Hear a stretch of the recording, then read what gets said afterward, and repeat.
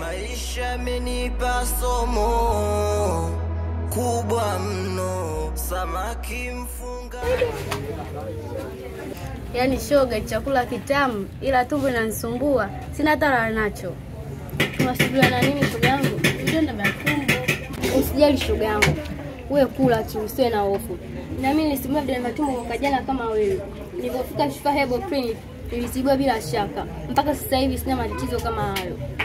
Usijali kula. Kama ndio hivyo tumesalimika, na mimi kesho nitaenda.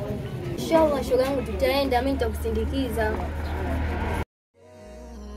Kuwafurahisha watu hautoweza abadani, binadamu bora chatu, ninakuweka darasani.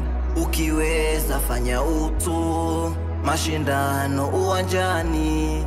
Ukitegemea watu, utabaki masikini. Fanya yako na soyao, siofua na kuangaliaje.